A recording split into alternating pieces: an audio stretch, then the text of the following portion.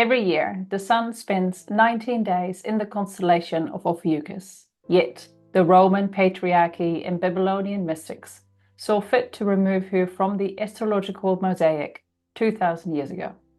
Consequently, many who follow and enjoy this great art are missing a key piece of the puzzle, that of the integrative power of Ophiuchus and her role as the unifier during the age of Aquarius. Hey there, Truth Seeker. Welcome to the Star Kittens community where we discuss 13 sign astrology. Are you in alignment with your divine design? Do you want to master the metaphysical reality? Open the doors of perception. Each planetary body is an archetype, a template, if you will, that helps us interpret human behavior and the world around us. The more awake and aware we are, the more synchronicity will show up in your life. Our focus today is the Ophiuchus new moon.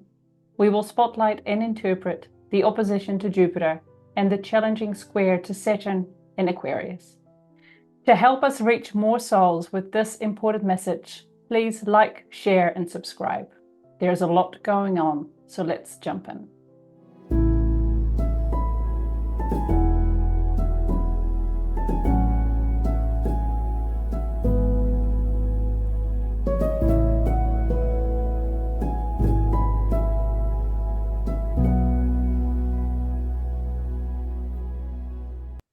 Good evening, David. Good evening. On the eve of, or almost, of the new moon in Ophiuchus, it's an exciting time. It is a subject that we don't get to talk about all that often because Ophiuchus is only a short time, of course, but she is a very special constellation to the both of us. What do you feel at this time? Well, look, super excited about Ophiuchus, of course, for you. Ophiuchus is part of your rising sign, and for me, it's my moon sign. So this was the turning point for me, going from 12 sign to 13 sign astrology a few years ago. It was the discovery of Ophiuchus moon, that I had an Ophiuchus moon, and it made a profound difference to my understanding of the way that I was functioning emotionally and creatively as well. So yeah, near and dear to my heart, but of course near and dear to yours as well. But let's just jump in. Can Yeah. I jump in before that? So just to give people some context, so you said it is a change because it's now an Ophiuchus moon. So 12 sign, you grew up, lived for many decades thinking that your moon was in, Sagittarius, right, and your sun in Scorpio. Scorpio. So the inclusion of Ophiuchus made such a change, going from a fire moon to an ether moon, and I'm sure we'll talk more about that later. But also to go from a Scorpio to a Libra is also such a massive change. And we've talked about this before, Scorpio, it only takes 7 days for the sun to go through that. So there are many people who believe that they are or have a strong Scorpio part in them, but it could be a very different energy. So I'll let you jump back in now. A good question. And yeah, the difference between a Sagittarius moon and a Ophiuchus moon is quite profound. And yeah, having studied at the time, astrology diligently for 35 years, it was a big shift in my awareness and my consciousness, but it felt like I was coming home, to be honest, by discovering 13 sign astrology. So for all those out there that are watching and listening, or that you may be still undecided about 13 sign, I was originally a 12 sign astrologer for at least 3 decades, and then I discovered 13 sign, and it was a big change in mindset and outlook for me. But enough of that. Ophiuchus is the 13th sign. We've touched on that before, and to us, it represents the energies of the divine feminine, where Pisces represents the energies of the sacred masculine. The constellation undeniably exists, and it is definitely part of the sun's ecliptic. The ecliptic being the path of the sun that takes 365 days, a solar year to complete a circuit of what we call a year. Of course, the Gregorian calendar is based on that sun's passage through its ecliptic, which includes the 13th sign of Ophiuchus and the constellation of Ophiuchus. So this is why it's included in 13 sign astrology. The sun moves at about 1 degree eastward every day, and the sun enters Ophiuchus November 30. So about the time we're recording this, a couple of days before that, and he, or the sun, is in the constellation of Ophiuchus through to December the 18th. So as you mentioned, 19 days is the transit. So this is the part of the astrological chart that is the most affected when we reintroduce Ophiuchus and put her back in her rightful place as part of the astrological mosaic. And as you said, it's because the sun only spends 7 days in Scorpio. So it's a little hard for people to get their heads around this sometimes. But anybody who has any planet, whether it's a rising sign, the moon, the sun, Saturn, Gemini, it doesn't matter what it is, Mercury rather, Venus, whichever. Um, Anything from 8 degrees Scorpio technically doesn't exist because the sun has gone out of Scorpio and has moved constellations by the time it gets to 8 degrees. So that's part of the disruption that you asked the question before. I labored under the assumption that I was a Scorpio for 3 decades. So, but it never really fitted for me. And now I understand why. It was that actually I was never a Scorpio in the first place. So many Scorpios or Scorpion energy is actually Libra or Ophiuchus, and that's very, very different. Ophiuchus is the archetype of integration, which in the Latin means to make whole, to unite and unify via the act of bringing together the parts of the whole. So Ophiuchus represents the energy of renewal, of restoration, of consolidation, of amalgamation. I like to call Ophiuchus the energy of the union of opposites, and I'll explain that a little more. If we look to Ophiuchus as being an integration, to make whole, to restore, to renew, to consolidate, to amalgamate, then what is she restoring? And what is she integrating? Well, you go to the other side of the word, and we're looking at the issues in the world that Ophiuchus energy can be most applied to is wherever there is fractions, fractionation, where there is partition, where there is division among us or among people or among mindsets as well, where there's very polarized views. This is where Ophiuchus energy can be very helpful. Where there's a divide and conquer energy, where there is what I call reductionist Newtonian physics, where the world has been reduced to one particle, to the rational and the predictable. That's very much the left brain world that we live in. The role of Ophiuchus and her energy is to confront division, is to confront disintegration, is to confront schisms and segmentation that exist in the individuals and in the collective. And don't have to go far to see examples of this. Where there are bifurcated emotions, where there's disorderly intellect, where there are painful soul memories that create distortions of our perception in life. This is part of where the Ophiuchus making whole and reintegrating and restoring on an individual level is all to do with those areas. And on the big picture, from a collective, Ophiuchus is about overcoming polarity, binary thinking that's in the collective, and limitations that are caused by polarization and division. This is a grunty, superior intelligence. Ophiuchus energy has unrivaled creativity. This is the energy or the vibration, in our view, of Mother God. And you mentioned about the energies. Of course, the five or the four energies that most people know about are water, air, fire, and earth. But there's a fifth energy, and that's the energy of ether. And there is only one constellation and one sign that carries that energy, and that is the sign of Ophiuchus. So Ophiuchus is ether, spelled Aether. And ether, if you look up, you go to Google and do a search and say search under the string or under the query ether and quantum physics or ether and physics, you'll see that at one point this idea of ether was by the scientists, although it has apparently been debunked, but nonetheless it's worth focusing on this, that ether was originally thought by the scientists, by the quantum scientists, by the physicists, to be the substance that occupies all space. And ether allows the conductivity of electromagnetic energy from a scientific perspective. This was the theory, and still is in some cases.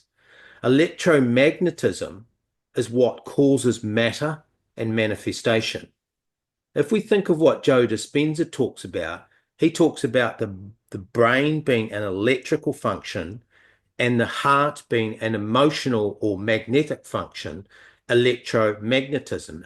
And when we have the heart and the head in alignment, we can create. So the field, though, is where all of this happens, and the field is ether. So ether is sometimes referred to, especially in the spiritual circles, as the quantum field or the quantum reality, or the divine quintessence through which manifestation travels. And I'll go a little deeper on that. Without ether, there is no transmission or propagation of light. This is what the scientists found, that there was no transmission or propagation of light. Now, light in a spiritual sense represents intelligence. So ether and Ophiuchus, therefore, is the womb of creation. And she is the unified field that integrates the feminine and the masculine polarities of dark and light to give us manifestation, integration, bringing together. That everything is made whole when we have Ophiuchus energy. And this is partly why we think that Ophiuchus was removed so many years ago. Today's 12 sign astrology is based on the Roman Empire and the Babylonian astrologers. They got together and they designed what's called the Ptolemaic 12 sign system, which is what most of us use today. It's embedded in websites, it's in popular magazines and media, it's everywhere. But most people don't understand that that was actually created by the Romans. And they knew about the constellation of Ophiuchus, but they removed it so that the astrological circle or the wheel could be divided into 12 equal portions of 30 degrees, which means that the sun, theoretically, it's an abstraction, of course, under that 12 sign system, the sun is supposed to spend exactly 30 days in each constellation. And if you have a 13th constellation in there, you can't get the 360 degrees of the wheel. So I mentioned before about the Newtonian, the left brain scientific thinking that's come into humanity. Well, this is part of it. They divided up the astrological wheel, which is supposed to represent the sun's ecliptic, the 365 days that it travels through all of the constellations.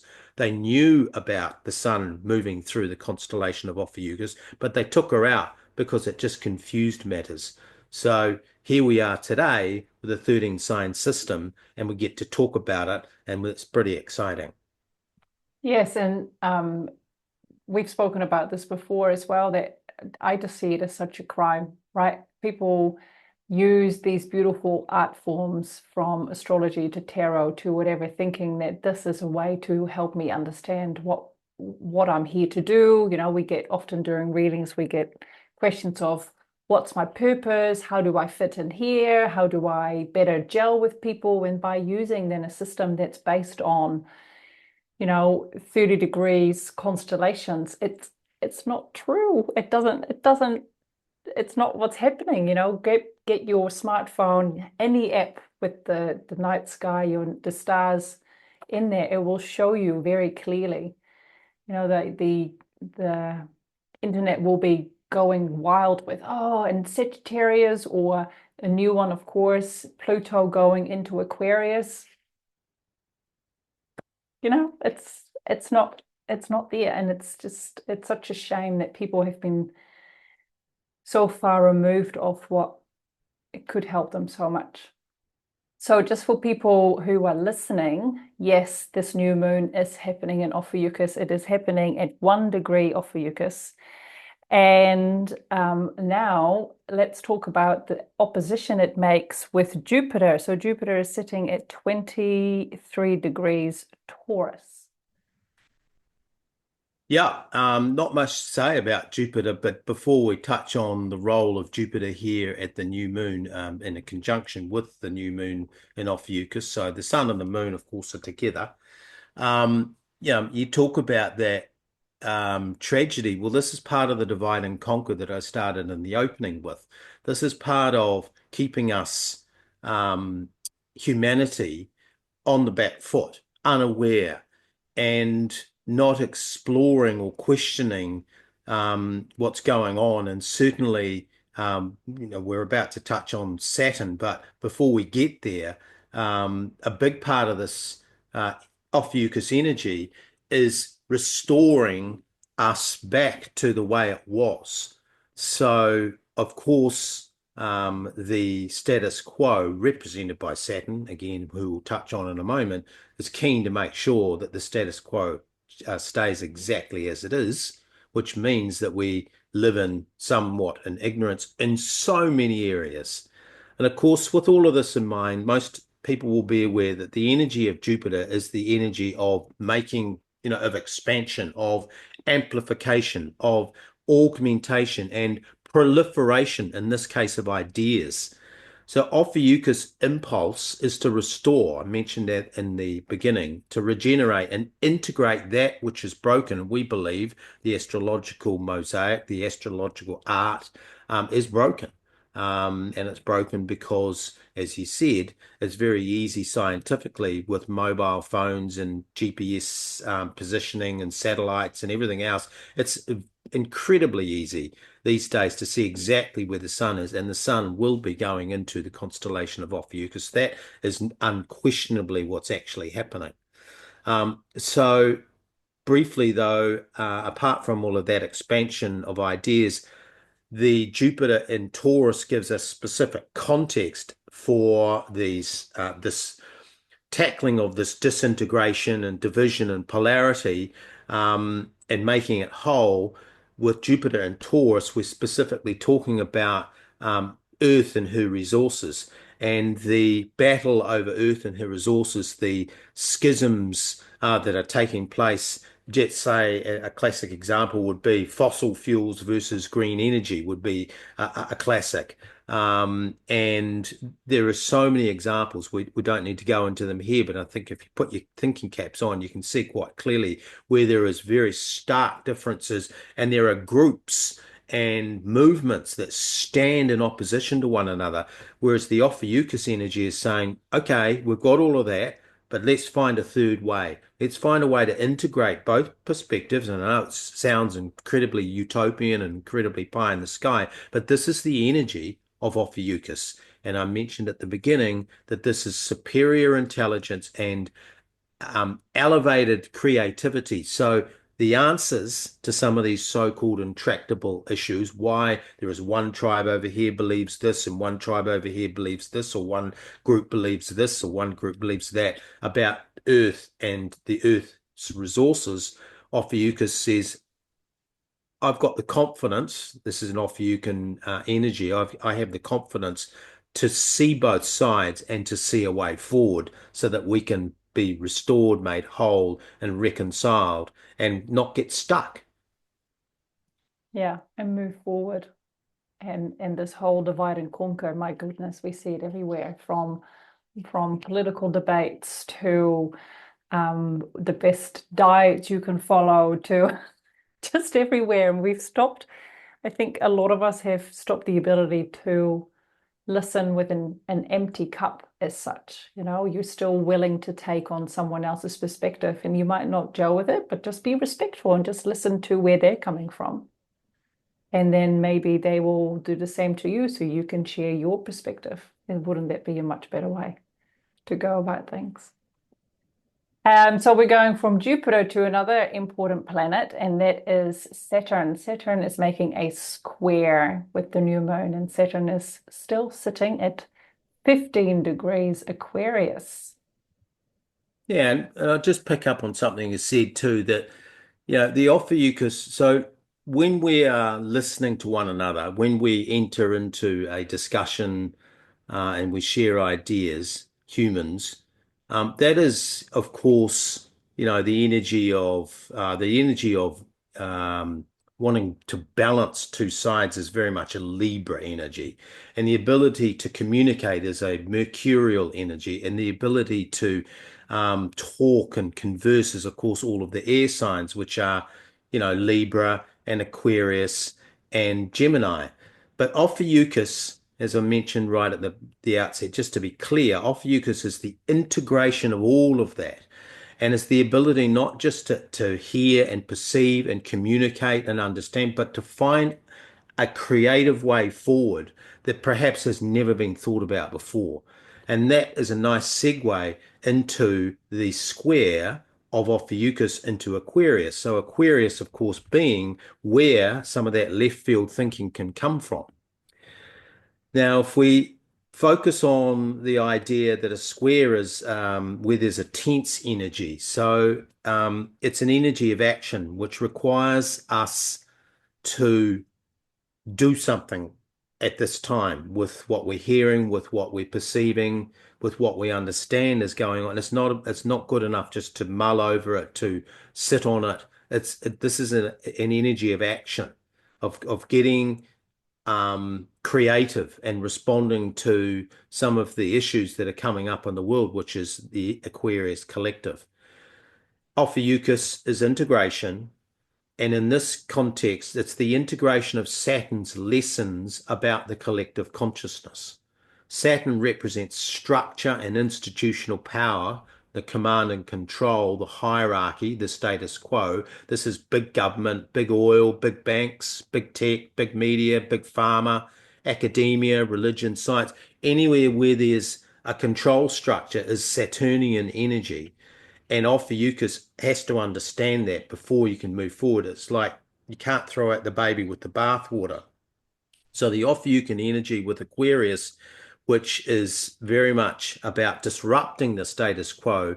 We have disruption and we have the status quo in Saturn and Aquarius, but then we have Ophiuchus, which says, okay, I understand, I sense the impulse to disrupt, to change, to move forward, but I also understand what it is to deal with these power structures, and there is a way to move forward, a third way, an integrated way that takes that deep polarity and blends it into something that's never been seen before, and that's very much Aquarian energy.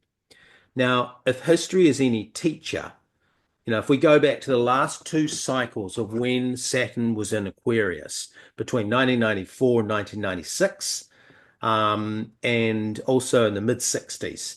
And if we think about the mid 60s, there was revolution on this planet. We won't go into it now. We've talked about this at length before in some of our other blogs, but if you just do a historical check on the mid 60s and then coincide that or intersect that with the placement of Saturn in Aquarius, that means that Ophiuchus was square at some point during that period. And what was born in terms of humanity, in terms of the collective, are still with us today. I mean, one of my favorite stories of among many is that obviously most people relate the 60s to, one great step for man, one giant leap for mankind. Of course, the space race and whether we landed on the moon or not is a moot point. However, there was also the creation of the mainstream media. Walter Cronkite, the anchor, the trusted authoritarian, would sit in front of a broadcast desk. And this is where broadcast TV, which is beginning to collapse, of course, today, but broadcast TV was begun in the 60s at the time that Aquarius and Saturn were linked. And of course, Ophiuchus was in a square. So if history is any teacher, what lies ahead is unlimited opportunity. I mentioned that before. With that said, we acknowledge that there are many competing forces on the planet. This is the Saturnian Aquarian conflict, if you like. But what unifies all of those groups and what unifies all of these movements in the zeitgeist, if you like, is that there is a desire for change. I don't, even if we don't agree with the process of the way that some people are want to go about things, I think that above all of that, most people are unified about we want change. We want change politically. We want change in the way that our economic system works. We want change in the way the financial system works. We want much more participation in and engagement in the process of the collective decision making, particularly. So many consider, therefore, Aquarius to be the reformer, the radical, the inventor, and the innovator, where Saturn is structure and mastery and restriction and control. Straight away, we can see the polarity. Aquarius symbolizes freedom from oppression, liberty and self-sovereignty, the quest to pursue enlightenment, the unquenchable desire to raise the vibration of the planet, and the relentless drive to connect with conscious beings who exist throughout the multiverse. Aquarius, in our view, therefore expresses the humanitarian values of connection, of collaboration, and community. Aquarians are often found in the sciences and technology and engineering and math. These are the disciplines that represent the Saturnian Aquarian fusion, this is the Ophiuchus energy, of organized chaos, of systems thinking, of innovative change. Saturn, for his part, though, is a very complex archetype. He governs the material world of time and tradition. Called the great malefic in astrology, Saturn is associated with fate, with karma, and the grim reaper.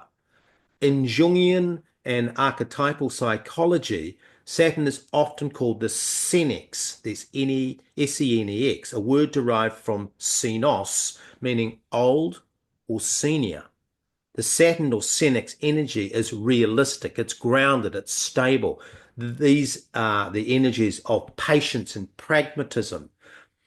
And that's some of the positive qualities of the senex archetype or the Saturn archetype. We are, after all, expected to grow up as individuals and as a collective. The human collective is expected to grow up. Part of that involves activating the senex or the Saturn archetype, the positive sides of it, that is. While Aquarius strives to disrupt, to upend, and alter, Saturn provides solid resistance. Here's your dichotomy, your polarity once again, causing us to meet somewhere in the middle, which is where Ophiuchus comes in, balancing the polarities and integrating the schisms in the collective. With the square to the Ophiuchus new moon, we have three very clear impulses at play. One is the senex, the senior, the traditionalist represented by Saturn, whose wisdom comes from experience. The other is the inner child, the stirrer, the class clown, and the divergent thinker represented by Aquarius. The third is that of integration, Ophiuchus.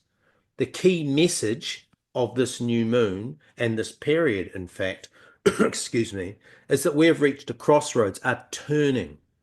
This applies individually and collectively. And the role of Ophiuchus is to unify the warring and disparate factions that exist in that Aquarian Saturnian polarity, integrating the best of both Saturnian structure and Aquarian freedom. Wow, that was awesome. Thank you. What an exciting time. I love what you were really bringing forward, that inner child and that wise person. And, I love, not that I'm calling myself wise, but, I'm a mother of two young children, and to see their innocence and the joy that they're having. They were having fun by blowing raspberries on their arms earlier today, and their laughs were so genuine, like proper belly laughter because of that. And so often, as busy parents, we're tired under whatever stress. So quickly we might go, oh, stop it, it's too much noise. But You know, the more podcasts I listen to of people that have experienced lots, that we're here to have joy, and to really experience that. And I think by mingling those wise words with the joy of the innocence, we can create such beauty. Thank you for that. So we are touching on not too many things this time round, because as we've spoke about, Ophiuchus is such a beautiful energy, and I think the more people that are becoming aware of this. So if this resonated with you, please share far and wide. David, how would you like to summarize all that? Well, I'll do a bit of a name drop, and Joe Dispenza, who many of the audience will be familiar with, he speaks of electromagnetism as the key to understanding the process of manifestation. Where our minds emit electrical signals, our heart pulses with magnetism. When our head and hearts are aligned in coherence, we invoke the electromagnetic power to create. Yet there's a mysterious third element to the creative process, that of ether, the field through which light and sound propagates. The ether, also known as the quantum reality, is personified by Ophiuchus in the astrological mosaic. She is the secret behind the unified theory of creation, and it is the field through which all frequencies, vibrations, and energies travel. Without a womb of creation, a dark place in which to grow, the light of primordial force has no way to express itself. Ophiuchus therefore represents the divine feminine wisdom, while Pisces is the sacred masculine intellect. There is no yin without yang. There is no creation without balance. There is no Ophiuchus, therefore, is the equilibrium state that exists between opposing forces, between dark and light, positive and negative, hot and cold, and it is ether, the Ophiuchus, the 13th sign, that unifies all that is. And so it is. And so it is. Thank you so much. To you, listener, thank you for taking time out of your busy schedule to listen to us or to watch us on YouTube. So you can find our videos on YouTube. We also do very short little intro into each constellation. So I'll be making one for Ophiuchus shortly. You can find us on Apple Podcasts, Spotify. You can drop us an email. You can order a chart or a natal reading. We love to get you acquainted with the true position of the planetary bodies at the time of your birth. Thank you so much, David. Have a beautiful day to you, listeners, and until next time. Namaste. Namihi.